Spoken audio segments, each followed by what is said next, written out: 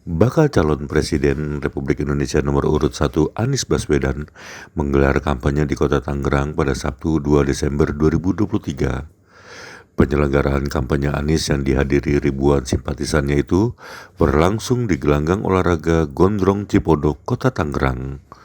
Berdasarkan pantauan wartakotaref.com, Anies tiba di lokasi kampanye sekira pukul 13.00. Kedatangan Anies tersebut didampingi oleh pemimpin dari partai pengusung. Ribuan massa yang merupakan perwakilan kader partai pengusung dan juga simpatisan hadir menyambut kedatangan mantan Gubernur DKI Jakarta 2017 hingga 2022 itu. Seperti dari kader Partai Kebangkitan Bangsa, Partai Keadilan Sejahtera, Partai Nasdem, hingga Partai Umat. Mereka datang dengan membawa bendera partai kebesarannya masing-masing hingga poster dan spanduk bacawa pres bertuliskan dukungan untuk Amin. Anies mengatakan Kota Tangerang merupakan lokasi yang tepat dan strategis untuk menjangkau suara dari masyarakat. Pasalnya, perolehan suara untuk kontestasi pemilihan presiden 2023 mendatang di Provinsi Banten ditargetkan mencapai angka 60%.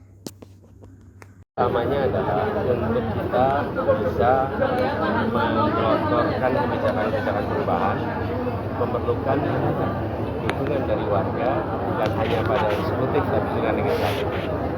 Pengalaman kami di Jakarta juga, ketika hanya eksekutif saja, ada sebagian kebijakan-kebijakan yang mengharuskan ada persetujuan dari legislatif. Contohnya tadi, itulah sebabnya kita membutuhkan dua-duanya. Jadi kali ini saya ajak dari para calon legislatif, dari partai-partai pengusung untuk maju ke depan, biar rakyat juga melihat bahwa kita membutuhkan kuat dua-duanya, di eksekutif dan di legislatif. Berarti nanti akan ada evaluasi anggaran Pak terkait dengan hal ini? Belum tahu.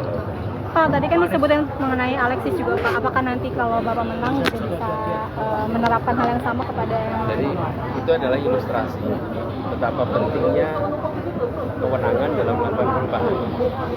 Walaupun idenya baik, didukung orang banyak, tapi kalau tidak ada kewenangan ya tidak bisa dilaksanakan. Karena itulah tadi saya sampaikan, pertanyaan sederhana, mengapa kita berkumpul di sini? Dan semua menjawab, karena ingin perubahan. Ketika melakukan perubahan perlu apa? Perlu kewenangan.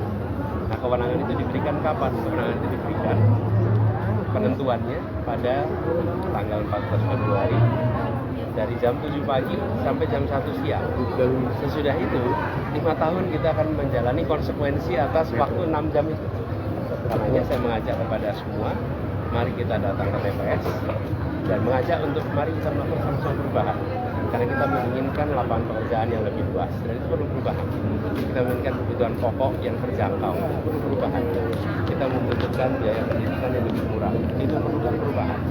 Kita menginginkan agar kesehatan pengurusannya lebih mudah, harganya terjangkau, perlukan perubahan.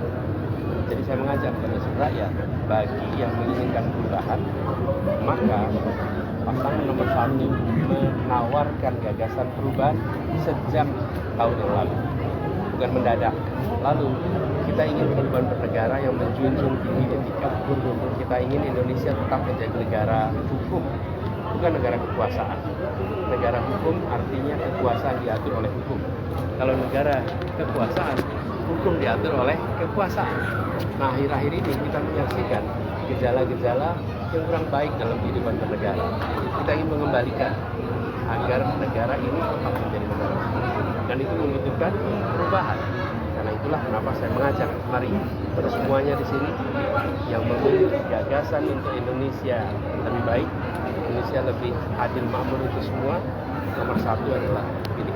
Panis. Apa yang paling perlu dirubah menurut Bapak? Itu tadi. Kita melakukan perubahan untuk membuat keadilan menjadi prioritas dalam menyusun. Panis, ini kan ada 3 DPW, ada DPKS, PKB, dan juga Nasdem. Adakah mungkin dari ketua DPW ini yang menargetkan khusus untuk di Tangerang? Karena kemarin di Jawa Barat kan targetnya 60-80%. Bahkan ada tim Nas Amin juga, Pak Henry juga bisa nanti menjelaskan seperti apa sih ini untuk target di Tangerang. Di Banten target 60%, Anies menang. Mudah-mudahan bisa lebih tinggi ya. 70, Pak, 70. minimal 60. Apa yang menjadi kekuatan ataupun Pak Anies di Tangerang dan juga Banten ini, Pak? Jadi Banten ini adalah masyarakat yang religius ya. Kita tahu dari ketiga calon presiden kita yang nampak paling religius Bapak Anies Baswedan. Gitu. Pak Anies, pasangan lain kan belum. Tangerang Raya kita akan fokuskan karena 60% dari penduduk Banten itu di Tangerang Raya. Meskipun tidak mengabaikan wilayah di Lebak dan Tadi sempat memamerkan keberhasilan soal Alexis, Pak. Pak Anies.